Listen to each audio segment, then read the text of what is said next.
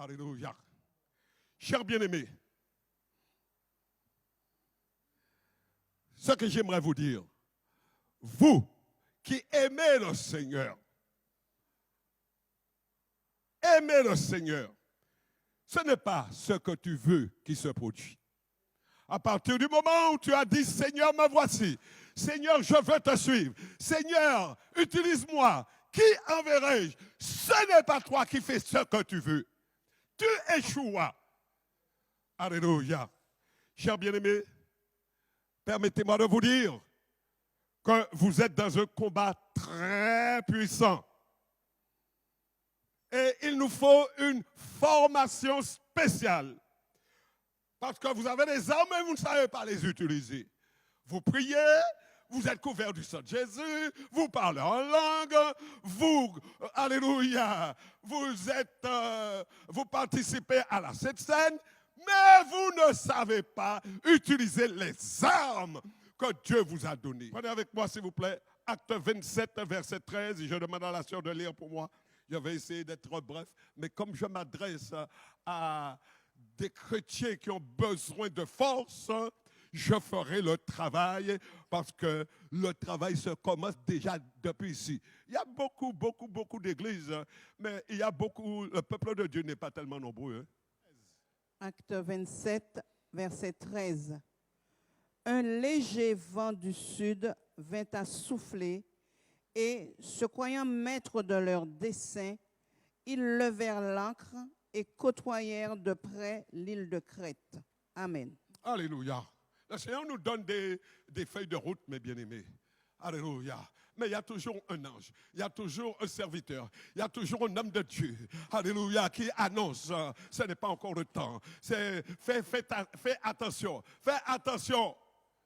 Mais parce qu'il y a du soleil, parce que j'ai là, etc. et tout, je vais faire ce que je veux. Et qu'est-ce qui s'est passé? Un léger souffle. Relisez-moi ça, s'il vous plaît. Un léger vent du sud vint à souffler, et se croyant maîtres de leur dessein, ils levèrent l'ancre et côtoyèrent de près l'île de Crète. Amen. Chers bien-aimés, il faut toujours consulter Dieu. Pas les amis, pas les spécialistes, même pas les prophètes, etc. et tout, mais consulter Dieu. Les prophètes peuvent vraiment simplement dire oui, ça c'est vrai, voilà. Maintenant, j'ai entendu une prophétie là, etc. et tout, d'une sœur prophétesse, lorsqu'elle a parlé de la trace, etc. et tout. Eh bien, tout de suite, j'ai dit oui, c'est vrai. Alléluia. C'est vrai. Parce qu'on n'a pas compris que Dieu demande la pureté. Il y a cette histoire de chat en sac. Même pas cacher chat dans sac. Renvoyez la personne avec un coup de pied. Vous devez être respecté. Et c'est pourquoi je dis, je prends mes précautions. Ne frottez pas. Ne passez pas trop votre main sur une personne, surtout sur une femme. Respectez la personne. N'attisez pas, mes bien-aimés, les esprits, parce que les esprits se trouvent dans la personne. Les esprits ne se trouvent pas dehors. Les esprits sont à l'intérieur. Alors, respectez. Gloire à Dieu. Chers bien-aimés, gloire à Dieu. Le peuple de Dieu cherche du secours, car les temps annoncés deviennent de plus en plus durs. Il y avait un peuple, alléluia, qui était assujetti par un roi méchant et qui est mort. Après, chers bien-aimés, le peuple est venu en délégation voir le nouveau roi et lui a demandé, soulage-nous, nous payons trop d'impôts, la retraite, etc. et tout, on a besoin vraiment d'un peu de repos parce qu'on a tellement souffert avec ton papa. Alléluia. Et l'histoire était très intéressante pour que vous sachiez. Alléluia. Ce n'est pas n'importe qui il faut fréquenter. Ce n'est pas n'importe qui qu'il faut, alléluia, demander, je dirais, conseil et tout. Il faut savoir qui est-ce que vous fréquentez.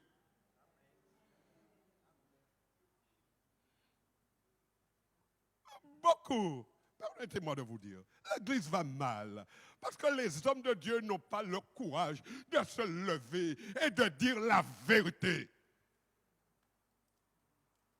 Lisons cette histoire qui est intéressante. 1 Roi 12, verset 4 à 5. Ton père a rendu notre joug dur. Toi maintenant, allais cette rude servitude et le joug pesant que nous a imposé ton père, et nous te servirons. Il leur dit, allez et revenez vers moi dans 3 jours, et le peuple s'en alla. Amen. Et après les 3 jours, chers bien-aimés, la réponse finale a été cinglante.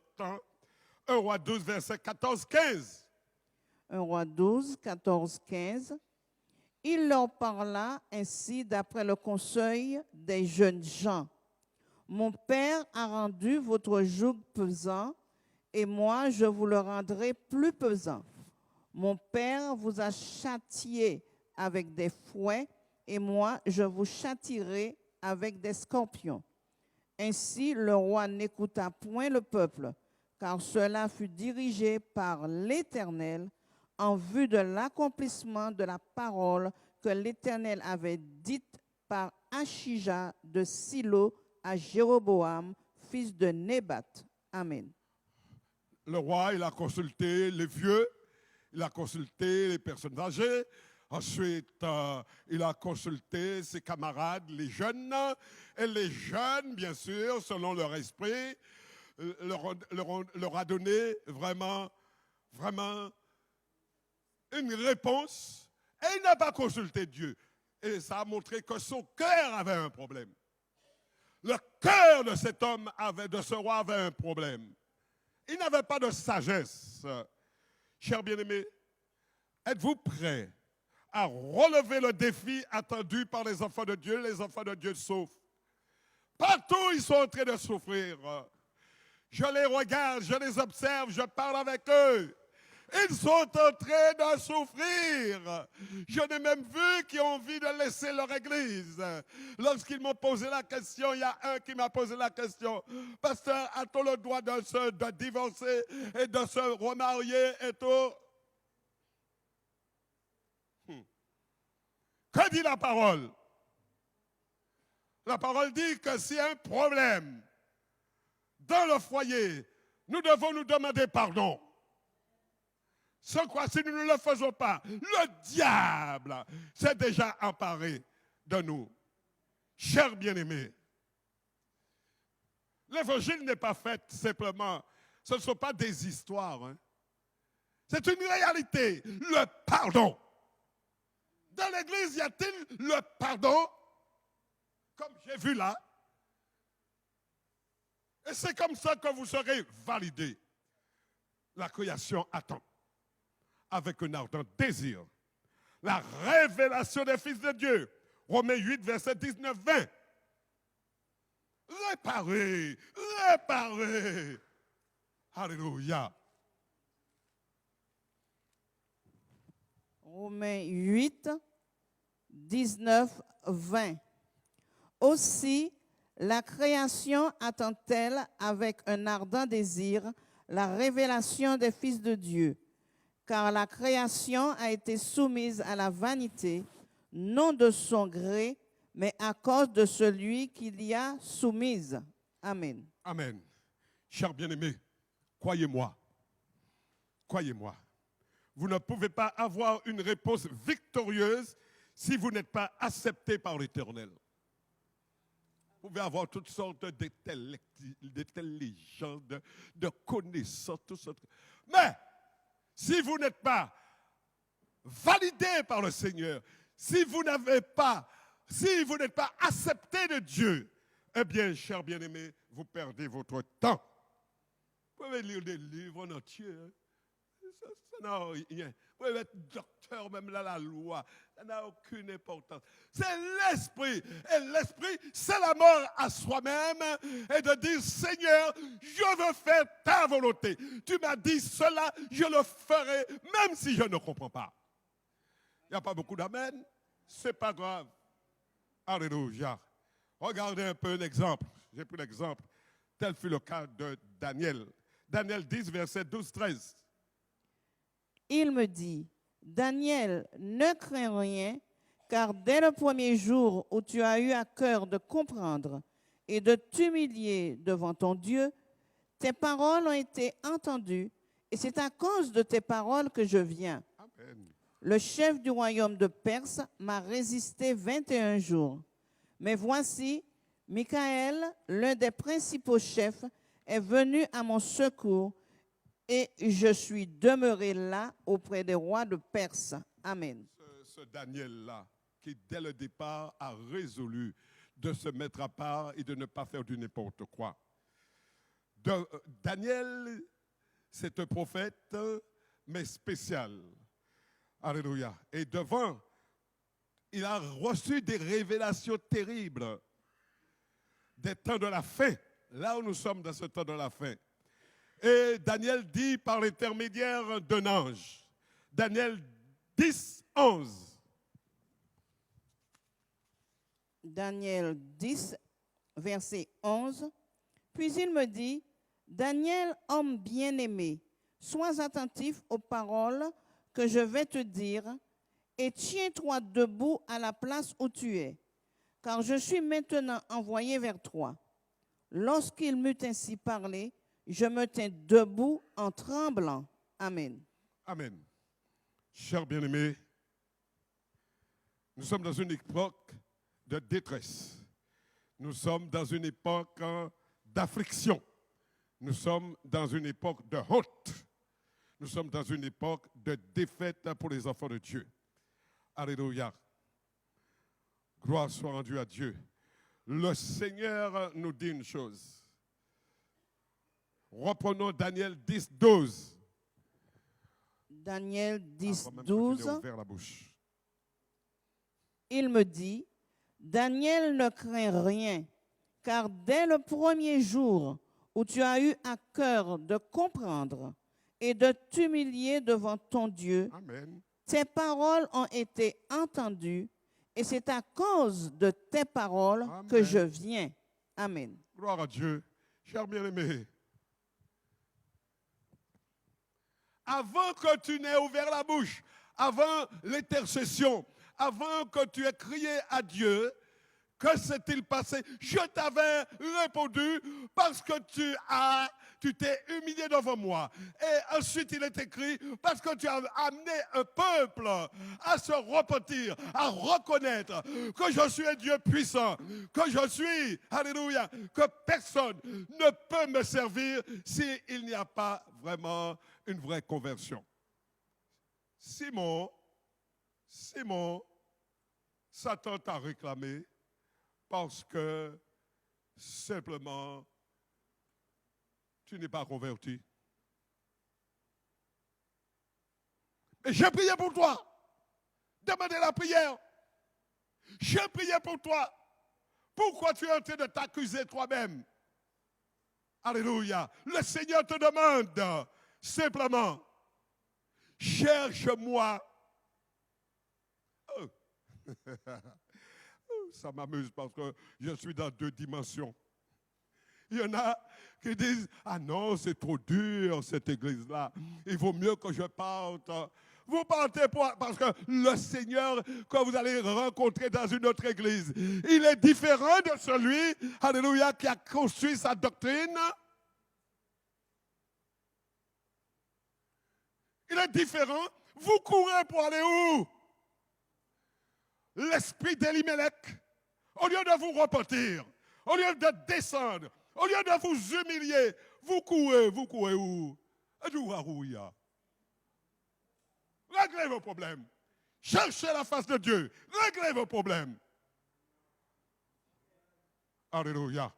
Chers bien-aimés, 3 points pour vous montrer que tous nous pouvons être vraiment des véritables Daniel, l'esprit de Daniel, et non l'esprit d'Elimelech, et même pas l'esprit de Pierre. Pierre avait vraiment une chance des plus extraordinaires. Mais sortez de cette facilité. Ce n'est pas parce que vous êtes dans une église, parce que vous êtes en train de voir la gloire de Dieu que vous êtes sauvés. C'est faux. Il y a un prix à payer. Il faut suivre. Je dirais, prends ta croix et suis-moi. Prends ta croix et suis-moi. Alléluia. J'aime parler de cela, mes bien-aimés, parce que c'est ce qui me tient debout. Sans croire, il y a longtemps qu'on m'a déjà tranché la tête. Romains 12, 1, 2. Il y a longtemps qu'on m'aurait déjà tranché la tête. Lorsque j'étais en Guyane, eh bien, l'adversaire est venu et avec un couteau bien pointu. Et il a fait le nécessaire. Lorsque j'ai voulu me défendre, le Seigneur m'a dit, laisse-le faire. Il dit, Seigneur. Et à ce moment-là, lorsque le sang a coulé, le Seigneur m'a dit à ce moment-là, voilà, tu ne t'appartiens plus, tu m'appartiens et c'est mon sang qui va te donner la vie. Alléluia. Romains 12, 1, 2. Je vous exhorte donc, frères, par les compassions de Dieu, à offrir vos corps comme un sacrifice vivant, saint, agréable à Dieu, ce qui sera de votre part un culte raisonnable. Ne vous conformez pas au siècle présent, mais soyez transformés par le renouvellement de l'intelligence, afin que vous discerniez quelle est la volonté de Dieu, ce qui est bon, agréable et parfait. Amen. Amen. Chers bien-aimés, maintenant, 3 points essentiels pour terminer. Hein. Alors, première chose, mes bien-aimés, nous allons toujours rester avec Daniel, c'est aimer Dieu. Donner à Dieu toute la gloire. Toute la gloire. On n'est pas venu pour le moi, je, non. Le Seigneur déjà, mes bien-aimés, il va nous montrer que le moi, je, ce n'est rien. Alléluia. Faites ma volonté. Proclamez ma gloire. Daniel 2, verset 20-23. Daniel prit la parole et dit, béni soit le nom de Dieu d'éternité en éternité. À lui appartiennent la sagesse et la force. C'est lui qui change les temps et les circonstances, qui renverse et qui établit les rois, qui donne la sagesse aux sages et la science à ceux qui ont de l'intelligence. Il révèle ce qui est profond et caché. Il connaît ce qui est dans les ténèbres et la lumière demeure avec lui. Dieu de mes pères, je te glorifie et je te loue de ce que tu m'as donné la sagesse et la force et de ce que tu m'as fait connaître ce que nous t'avons demandé, de ce que tu nous as révélé, le secret du roi. Amen. Amen. C'est à relire hein, ça parce que c'est important, mes bien-aimés. Et c'est là que même Salomon a chuté. Parce qu'à un moment donné, il a pris toute la gloire de Dieu à lui et puis il a chuté. Et parce qu'il a fait tout à fait le contraire de ce que Dieu demandait. Mais bon, ça c'est son problème.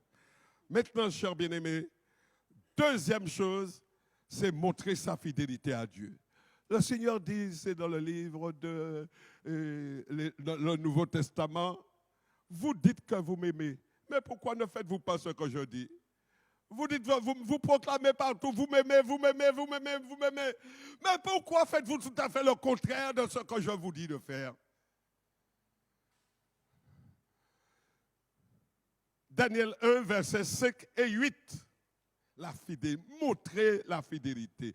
Prenez des engagements, prenez des dispositions et puis gardez. Daniel 1, 5 et 8. Daniel 1, verset 5. Le roi leur assigna pour chaque jour une portion des mets de sa table et du vin dont ils buvaient, voulant les élever pendant 3 années, au bout desquelles il serait au service du roi. Verset 8. Daniel résolut Amen. de ne pas se souiller par les mets du roi et par le vin dont le roi buvait. Et il pria le chef des eunuques de ne pas l'obliger à se souiller. Amen. Alléluia. La souillure. Mes bien-aimés. Alléluia. Vous croyez que Dieu est dupe? Vous avez un problème. Sortez de la souillure. Et puis, faites ce que Dieu vous demande. Il y a une odeur. Il y a une odeur. Alléluia. Le péché a une odeur, mes bien-aimés. On vous reconnaîtra partout. Prenez la décision de servir Dieu. Premièrement, aimer Dieu, donner toute la gloire à Dieu. Deuxièmement, montrer sa fidélité à Dieu. Simplement, prenez une résolution. Tu obéis. Tenez ferme. Alléluia. Vous ne trompez personne. Vous ne trompez personne. Et enfin, mes bien-aimés, recherchez la sagesse de Dieu. Ah, mes problèmes. Recherchez la sagesse de Dieu. Qu'est-ce que ça veut dire la sagesse? C'est la connaissance de toutes choses. La connaissance de Dieu, l'obéissance à sa parole. J'aime utiliser un verset, c'est Zacharie 8, 23. Je vous demande de bien vouloir me le lire, s'il vous plaît. C'est pourquoi je n'ai pas peur de parler aux Espagnols, parler aux Anglais, parler, etc. et tout, tchèques, et tout cela. Parce que ce n'est pas ce qui est important. Ce qui est important, c'est la sagesse, la connaissance. Lisez-moi cela, s'il vous plaît. Zacharie 8, 23. Ainsi parle l'Éternel des armées. En ces jours-là, 10 hommes de toutes les langues des nations saisiront un juif par le pan de son vêtement et diront, nous irons avec vous, car nous avons appris que Dieu est avec vous. Amen. Amen. Amen. Écoutez les gens parler. Lorsqu'ils parlent, mes bien-aimés, il y a vraiment, je dirais, une vibration, il y a quelque chose qui sort. À tes paroles, on te reconnaîtra. Vous n'avez pas besoin de vous disputer avec les gens. Écoutez-les et vous comprendrez. Chers bien-aimés, alléluia. J'aimerais simplement vous dire, pour terminer, Daniel 12, verset 3. Daniel 12, verset 3. Ceux qui auront été intelligents brilleront comme la splendeur du ciel, et ceux qui auront enseigné la justice à la multitude brilleront comme les étoiles à toujours et à perpétuité. Amen. Les sages, tels qu'ils sont décrits dans l'Ancien Testament, sont les hommes spirituels. Même dans le Nouveau Testament aussi. Ils démontrent leur sagesse, non seulement par leur manière dont ils vivent, mais aussi par leur effet qu'ont leur vie et leur témoignage sur les autres, même sur le quartier, même sur la ville, même pour l'entreprise. Alléluia.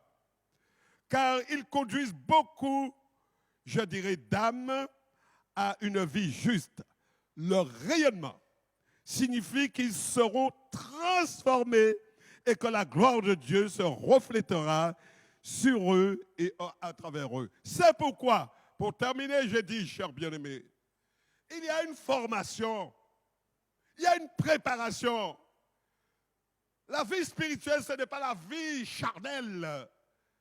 C'est d'abord la communion avec Dieu, la connexion avec Dieu.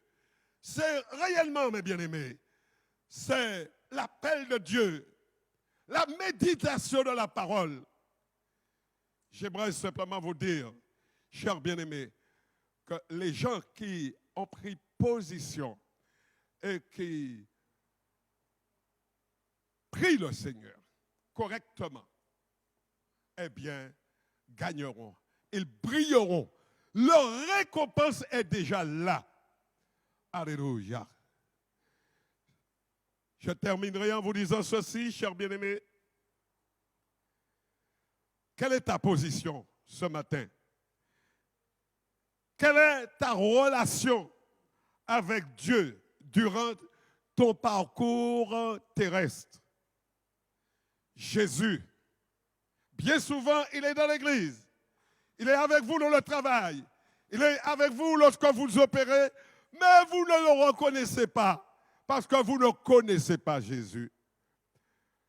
Alléluia. Vous avez entendu parler de Jésus, mais, chers bien-aimés, votre témoignage ne montre pas que vous le connaissez. Prenez avec moi pour terminer, Luc 24, versets 13 à 16. Et voici, ce même jour, 2 disciples allaient à un village nommé Emmaüs, éloigné de Jérusalem de 60 stades. Et ils s'entretenaient de tout ce qui s'était passé. Pendant qu'ils parlaient, ils discutaient, Jésus s'approcha et fit route avec eux. Mais leurs yeux étaient empêchés de le reconnaître. Amen. Leurs yeux, simplement parce que, bien aimés, alléluia, ils étaient là, mais ils étaient hors de la pensée de Dieu. Ils ne recevaient rien. Que cela ne nous arrive pas parce que nous allons rester sur la terre.